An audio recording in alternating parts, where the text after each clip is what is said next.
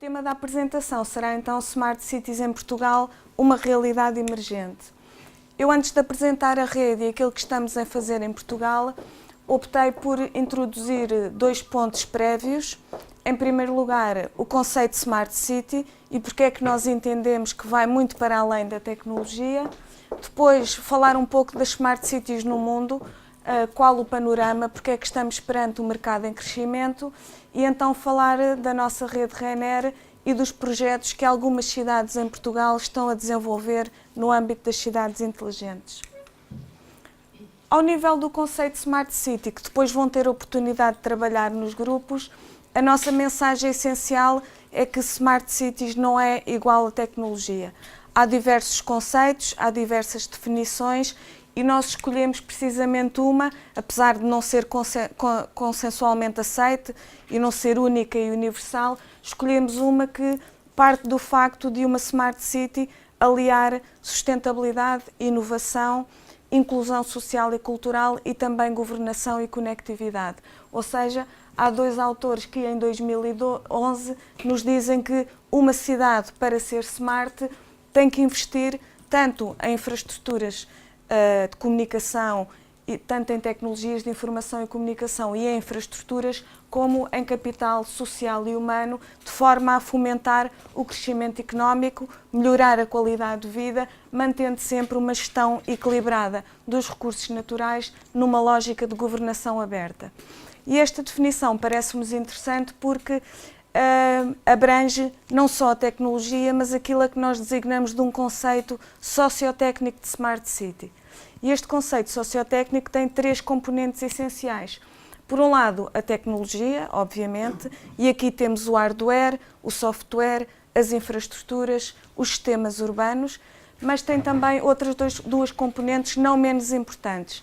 As pessoas, obviamente, o capital humano, o capital social, a criatividade, a cultura, a diversidade e, por último, as instituições, isto é, as políticas públicas, a regulamentação, a própria governação. E só da aliança entre aquilo que são tecnologias, pessoas e instituições é que nós acreditamos que, de facto, se possa construir uma Smart City. Uma coisa interessante é que a mudança nestes três níveis tem ritmos diferentes. Isto é, a mudança tecnológica ocorre a um determinado ritmo, a mudança cultural e a mudança institucional ocorrem a um ritmo diferente. E, portanto, um ajuntamento, uma Câmara Municipal, um líder político tem que ter a sensibilidade para gerir estes diferentes ritmos de mudança. Ou seja, não basta juntar tecnologia aos sistemas e às infraestruturas existentes, mas é necessário saber gerir a mudança cultural e institucional que isso implica. Há muitos autores que dizem que apostar apenas na tecnologia vai conduzir a um determinismo tecnológico, à gentrificação e à polarização social e espacial, e por isso nós acreditamos que uma Smart City é uma cidade essencialmente para as pessoas e que o objetivo final é aumentar o bem-estar e a qualidade de vida das pessoas. Se olharmos para as soluções urbanas, inovadoras, que podem estar dentro, no fundo, do conceito de Smart City, nós poderemos olhar para diversas áreas, para diversas dimensões. E eu escolhi aqui algumas. Podemos falar da mobilidade, dos edifícios, da energia, da água e resíduos, mas também de outros fatores mais ligados à economia, como o turismo e a cultura, a saúde, a educação, a governação, ou seja, a segurança. Estamos perante uma diversidade de dimensões que integram, no fundo, o conceito de Smart City, sempre virado para as pessoas, para as instituições que governam as cidades. Agora, o que é que tem acontecido no mundo em termos de Smart Cities? O que nós podemos concluir é que é um mercado, é um conceito que está a emergir, é um movimento que está a crescer exponencialmente. Há um mapa interessante de 2012 que eu gosto de mostrar, em que dois autores mapearam as iniciativas, os projetos e as estratégias de Smart Cities em todo o mundo. Eles falam que existem 143 projetos de Smart Cities em todo o mundo, com aquela distribuição geográfica, com grande foco na Europa, na América do Norte, mas também em ascensão na Ásia e na América Latina. Nós acreditamos que são muito mais do que aqueles projetos. Porquê? Porque eles são muito diversos e considerar um projeto de Smart City ou um projeto não de Smart City depende muito do conceito e da definição que estamos a utilizar. Ou seja, se nós olharmos para cada uma daquelas pintinhas isoladamente, percebemos que há dois conceitos que ressaltam. Um é a diversidade e outro é a heterogeneidade. Ou seja, todos os projetos são diferentes, são heterogéneos e, por isso, para além destes 143, certamente que existirão muitos mais projetos de cidades inteligentes no mundo. Ou seja, e no fundo esmiuçando um pouco o que é a diversidade e a heterogeneidade destes projetos de Smart City, nós estamos perante uma diversidade de objetivos, mas também de motivações, de modelos de governação, de parcerias e até de sistemas de financiamento. Estamos perante uma grande diversidade de projetos de cidades inteligentes. Eu trouxe aqui alguns tópicos que permitem demonstrar esta diferença, apenas para exemplificar. Primeiro, temos desde logo uma diferença muito grande entre aquilo que são os projetos de Smart City em cidades construídas a partir do zero, cidades construídas de raiz, essencialmente na Ásia e no Médio Oriente, e depois os projetos de retrofitting, isto é, os projetos de reabilitação urbana que estão mais presentes na Europa e na América do Norte. São bastante diferentes, cidades construídas a partir do zero, que normalmente tudo é novo desde o início, portanto não há limitações em termos do planeamento, exigem orçamentos muito mais elevados e aquilo que temos visto é que têm obedecido a modelos de governação muito mais top-down. E depois temos os projetos de retrofitting, que têm uma limitação, que também pode ser uma oportunidade, é que estamos perante cidades com história, cidades com cultura, ou seja, cidades que têm infraestruturas, sistemas urbanos já estabelecidos e qualquer intervenção vai ser limitada por aquilo que já existe no território. Portanto, há desde logo estas diferenças. Depois temos uma diferença que tem a ver com o nível de maturidade. Nós podemos ter projetos muito maduros e projetos muito embrionários. Nós colocamos ali 3 níveis de maturidade: disperso, integrado e conectado. O nível de maturidade disperso, por exemplo, quando uma cidade decide intervir numa única área ao nível das cidades inteligentes. Imaginemos implementar um sistema de transportes inteligentes. Quando falamos do nível integrado, é quando uma cidade consegue estabelecer sinergias entre diversas áreas de uma cidade inteligente. Imaginemos intervir na mobilidade, na energia e nas tecnologias de informação, a articulação. Quando falamos num grau conectado, já estamos a falar de uma visão estratégica, portanto, de uma estratégia de Smart City que implica uma visão, uma ambição a médio e longo prazo e que articula todas as áreas de uma cidade inteligente.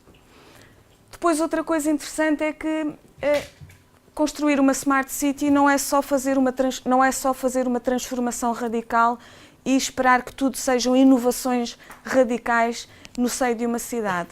Nós poderemos estar a falar também de pequenas inovações incrementais, transformações graduais que se vão afirmando ao longo do tempo. E por isso poderemos estar a falar quer de elevados investimentos, quer de investimentos mais pequenos, pontuais, que causam transformações e que por vezes até mais mobilizam os cidadãos. Nós trazemos ali também 2 exemplos. Um tem a ver com os Quick Wins, que são pequenos projetos de baixo custo, que têm elevado impacto na vida dos cidadãos e que, se forem implementados juntamente com projetos mais ambiciosos e de longo prazo, podem mobilizar e captar a atenção dos cidadãos para os projetos. E depois temos os ambientes micro, isto é, por vezes uma cidade pode selecionar uma área específica, um campus de uma universidade, um complexo cultural, um hub de transportes, para testar e experimentar determinadas tecnologias. E caso esse teste, essa experimentação seja bem sucedida, depois pode decidir escalar essa tecnologia para o resto da cidade. Um caso muito simples, a Universidade do Tennessee decidiu testar e experimentar no campus da universidade o uso de bicicletas elétricas.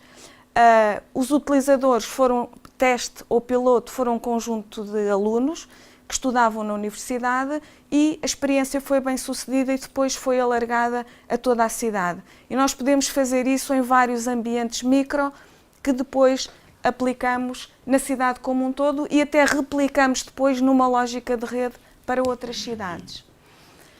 Ao nível dos promotores, poderemos ter o governo central como promotor, podemos ter o governo local, mas podemos também ter o setor privado ou parcerias público-privadas. Portanto, não existe um modelo de governação único e cada caso é um caso. Nós, por exemplo, na Ásia e no Médio Oriente temos muitos projetos promovidos pelo Governo Central, numa lógica top-down. Na Europa, a maior parte dos projetos são parcerias público-privadas. E dependendo dos promotores, temos modelos de financiamento também completamente diferentes. Temos financiamento público direto do governo, temos fundos privados, temos a atuação da banca, mas temos também a questão dos fundos europeus, que para nós é extremamente interessante.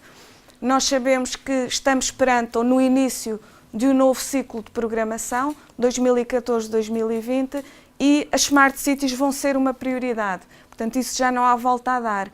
E cabe às cidades e às parcerias público-privadas, nomeadamente às parcerias entre as cidades e a indústria, aproveitarem esses fundos no sentido de desenvolver projetos piloto nas suas cidades. Na Europa, há uma iniciativa bandeira que é Smart Cities and Communities European Innovation Partnership, que basicamente é uma parceria que pretende interligar e estimular projetos de Smart Cities em toda a Europa, e foi anunciada a semana passada cerca de 200 milhões de euros para dinamizar projetos de Smart City na Europa. Portanto, é algo a que nós devemos estar atentos, não só como cidade, isoladamente, mas também numa lógica de rede, rede em Portugal, rede em Espanha e, eventualmente, numa lógica de rede ibérica, como vamos falar. Isto tudo para dizer que todos os projetos são diferentes, não existem receitas únicas e absolutas, como eu digo ali.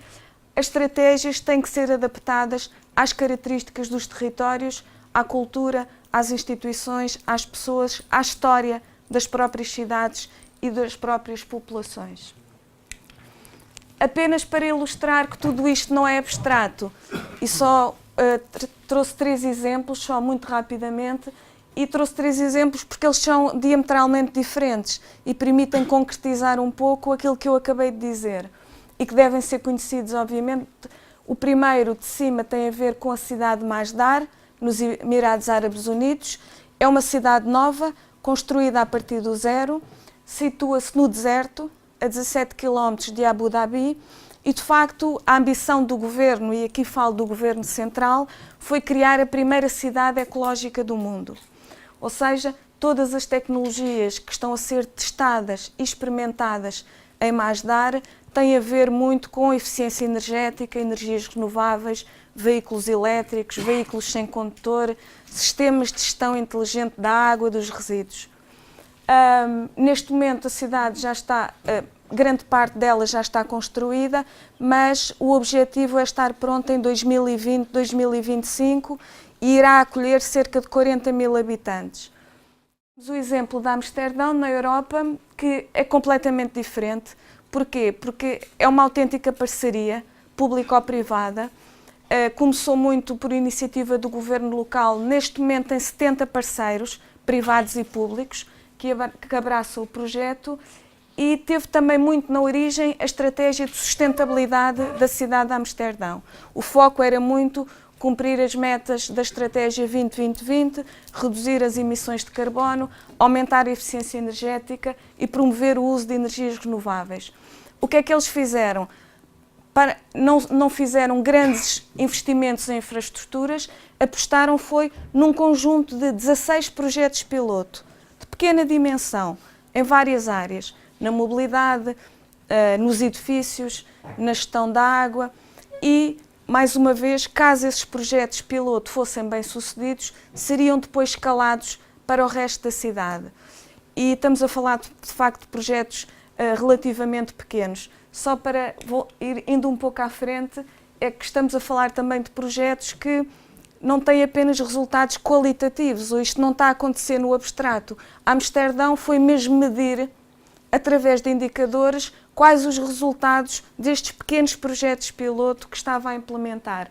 Nós temos aqui, nas primeiras colunas, aqui as áreas onde Amsterdão dividiu a sua intervenção: o Living, Working, Mobility, Public Space. E estes 16 projetos que eu falei são, de facto, nestas 4 áreas. E eles quantificaram, em termos dos projetos piloto, qual a poupança energética, qual a redução de emissões de CO2 que está a acontecer, isso está quantificado, e estimaram também, se nós escalarmos, se alargarmos estes pilotos para o resto da cidade, o que é que vai acontecer em termos de redução de consumo energético e redução de emissões de CO2. Isto para dizer que, de facto, estas coisas têm impactos no terreno e estes impactos acabam também por ser impactos na redução de custos, que é algo que temos que lutar também neste momento de crise. O último exemplo, que parece que não tem nada a ver com isto que estamos aqui a falar, é uma favela em São Paulo, Heliópolis, onde cada vez mais também se começam a ter intervenções de natureza smart. Há um professor que trabalha em São Paulo, que é o professor Carlos Leite, já esteve cá em Portugal numa conferência, que faz intervenções nesta favela utilizando metodologias de cocriação, metodologias de Living Lab e tecnologias de informação e comunicação, também para dinamizar a vida em comunidade. Obviamente de uma forma totalmente diferente daquilo que se faz em Amsterdão ou em Masdar, mas a filosofia não deixa de ser a mesma. Temos também conhecimento, e aliás, em Barcelona, a May falou em Barcelona, e nós também vamos estar no Grande Congresso de Barcelona, em novembro, e há um projeto do Brasil, desta vez não de São Paulo, mas do Rio de Janeiro, na favela da Maré, onde se está a atuar ao nível da mobilidade elétrica e que vai também ser apresentado nesse congresso em Barcelona. Portanto, eu diria que Smart City é um conceito que não é só nem para grandes cidades, nem para pequenas cidades, não é só para cidades ricas, pode ser para territórios deprimidos. Portanto, estamos a falar de uma filosofia que pode ser aplicada a todos os territórios, obviamente ajustando-a às especificidades, às características, à história e à cultura e às comunidades, às pessoas. Por último, é um mercado que está a crescer e isto interessa às cidades, mas também às empresas, obviamente. Nós sabemos, há previsões que dizem que até 2020 este é um mercado que vai crescer em todas as áreas. Na área da governação, na área dos edifícios, dos transportes, das utilities. Ou seja, Smart Cities é benéfico para as cidades, obviamente, mas é também um grande mercado para as empresas.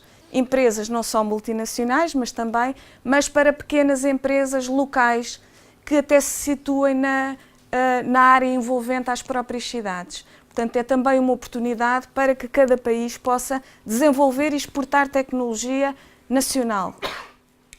E esta previsão está estimada em todas as partes do mundo. Portanto, até 2020, isto em termos de números, prevê-se de facto um grande crescimento do mercado. Ou seja, nós temos aqui necessidades e oportunidades. E vimos aqui várias oportunidades. Aquilo que a tecnologia ao serviço das pessoas pode fazer pelas cidades. Vimos oportunidades porque temos um mercado que está a crescer. Vimos oportunidades porque há financiamento europeu que vai decisivamente apoiar projetos de cidades inteligentes nos próximos 7 anos. O que é que nós temos vindo a fazer em Portugal? Nós começámos Começámos antes de Espanha, mas de forma mais lenta, digamos. Começámos por criar uma rede, que é a rede RENER, que foi criada em 2009, mas não foi logo criada no âmbito do conceito de cidade inteligente. Começou por ser criada no âmbito da área da mobilidade elétrica. Neste momento, a rede integra 25 municípios nacionais, Lisboa, Porto e depois essencialmente as capitais de distrito. Portanto, é uma rede com municípios de todo o território, interior, litoral, norte e sul. e pretende atuar de facto como uma rede, mas também como um laboratório vivo. Daí que seja membro de pleno direito da Rede Europeia de Living Labs.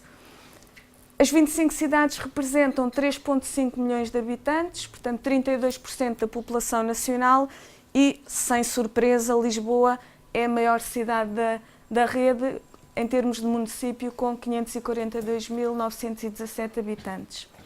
Como é que tudo isto começou? Como eu referi, em 2009, o governo português lançou o Programa Nacional de Mobilidade Elétrica e era necessário testar, experimentar nas cidades, quer os postos de carregamento dos veículos elétricos, quer todo o sistema de gestão da mobilidade inteligente. Então decidiu-se fazer uma seleção de cidades que funcionassem como teste de experimentação e selecionaram-se de facto estas 25 cidades.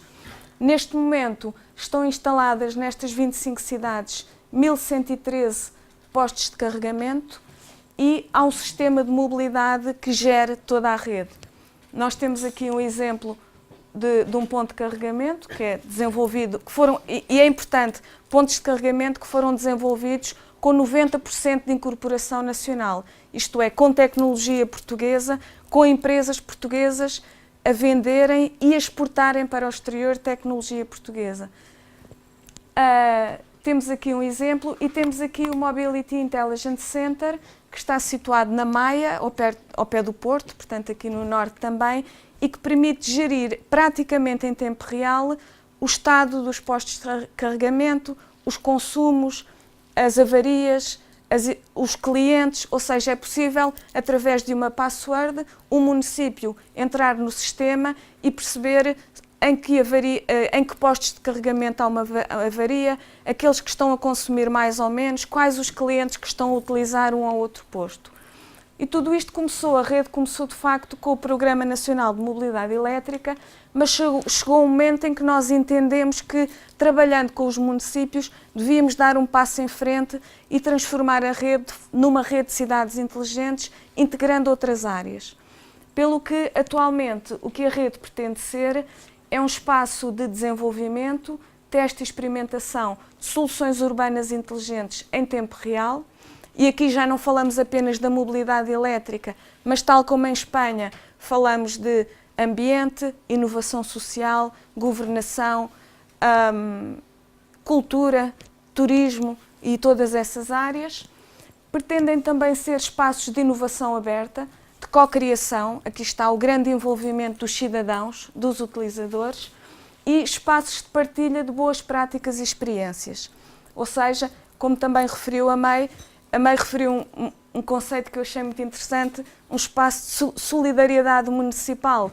E é de facto esta lógica de as cidades conseguirem partilhar experiências, conhecimento, boas práticas que possam ser replicadas noutras cidades. E o que é que isto evita? Sobrepormos iniciativas a nível nacional e também poupar custos.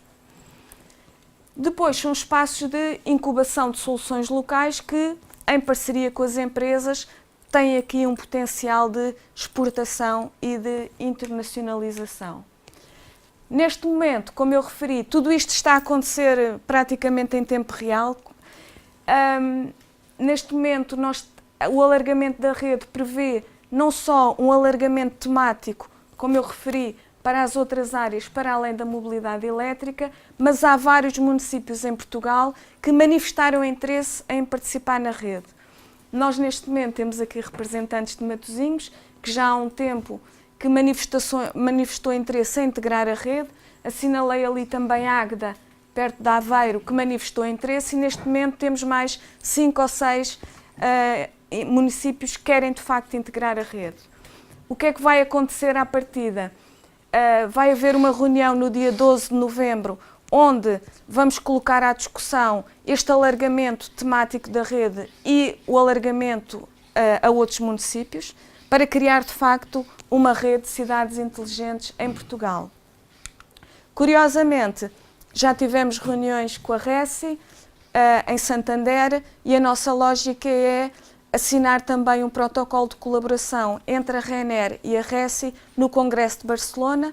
portanto entre 19 e 21 de novembro, nesta lógica de alargar a nível ibérico esta colaboração.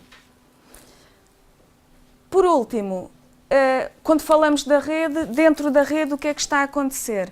A Intelli desenvolveu um índice de cidades inteligentes que pretendeu avaliar, medir, no fundo, o nível de inteligência urbana das cidades, e depois este livro está disponível online, eu depois posso-vos dar o link, e basicamente foi estabelecido um ranking de cidades, que não é o mais importante, mas foi estabelecido uma hierarquia das cidades que estavam mais ou menos à frente em termos de inteligência urbana.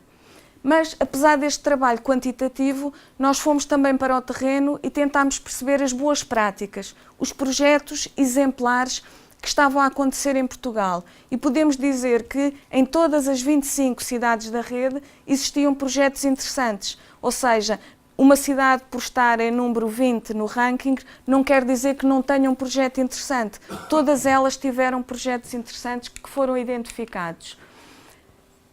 Eu tenho aqui alguns exemplos, mas nós identificámos 150 boas práticas que estão no site da rede, que é www.renner.pt. O InnovCity em Évora é talvez um dos mais emblemáticos e amanhã vai ser apresentado também aqui, na área das redes inteligentes.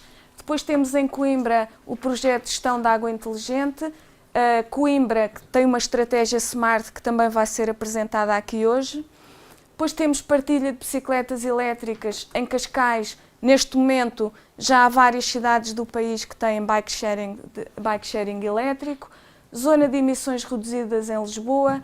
O portal da Open Data em Lisboa, que é o único portal da Open Data que existe nas cidades portuguesas. O orçamento participativo em Cascais. Instrumentos de turismo digital em Sintra, ou seja, conseguimos encontrar 150 projetos que têm potencial de serem partilhados e replicados entre cidades da rede.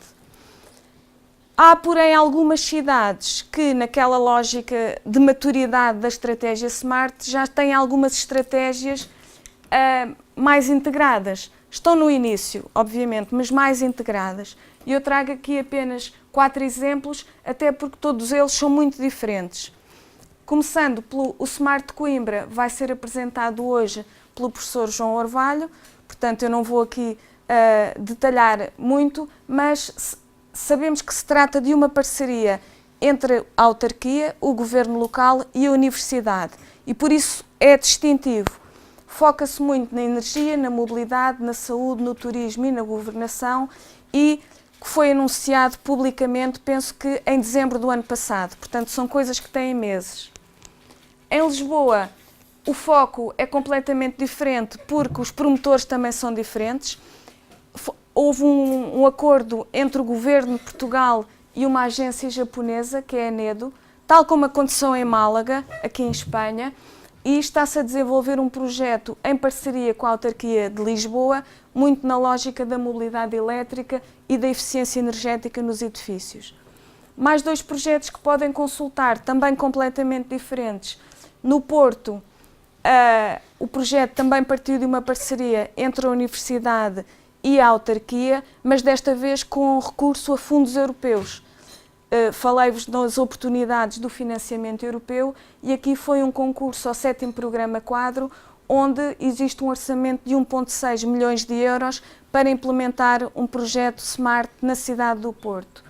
Aqui foi criado até um centro de competências específico na universidade para responder às necessidades deste projeto, o Centro de Competências para as Cidades do Futuro, e é interessante vermos que não podemos desistir. Eles candidataram-se 3 vezes a este projeto da Comissão Europeia, ganharam à 3ª, mas no fundo tentaram sempre insistir para conseguir trazer para Portugal um dos grandes projetos bandeira financiado pela Comissão Europeia ainda no período 2007-2013.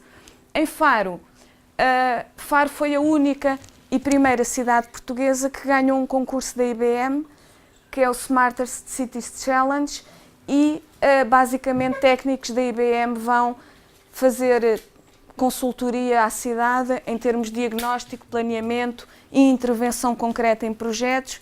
o que é interessante aqui é que o foco é na economia do mar. E normalmente estes projetos de Smart City normalmente não abrangem esta área da economia do mar. Para terminar, e porque estamos numa lógica Norte de Portugal-Galiza, só para vos dar a nota de que o CEA, que é o Centro de Engenharia para a Mobilidade, que está situado na Maia, tem, em colaboração com o STAG, em Vigo, na Galiza, um projeto transfronteiriço, que também é apoiado pelo POCTEP, não sei se conhecem, que é o Mobi to Grid, e visa precisamente fazer um corredor transfronteiriço de mobilidade elétrica entre Porto e Vigo, entre o Norte de Portugal e a Galiza. É um projeto que está em curso, pretendem de facto testar um sistema de mobilidade elétrica que seja integrado e interoperável na Eurorregião Norte de Portugal-Galiza. Sei que estão previstos 12 pontos de carregamento lentos e 2 pontos de carregamento rápidos. Acho que neste momento estão a ser negociadas com as cidades onde e quantos vão ser instalados em cada cidade, mas basicamente será Ponte Lima, Viana do Castelo, Tui, Valença, Vigo, Braga e Porto. Algumas destas cidades já têm pontos de carregamento do programa de mobilidade elétrica, mas aqui temos pontos de carregamento adicionais e o objetivo é também fazer um observatório de mobilidade elétrica da Eurorregião Norte de Portugal-Galiza. Ou seja, já há iniciativas de colaboração entre Portugal e Espanha, não só a colaboração entre a Ryanair e a Reci, mas também projetos transfronteiriços nestas áreas das Smart Cities.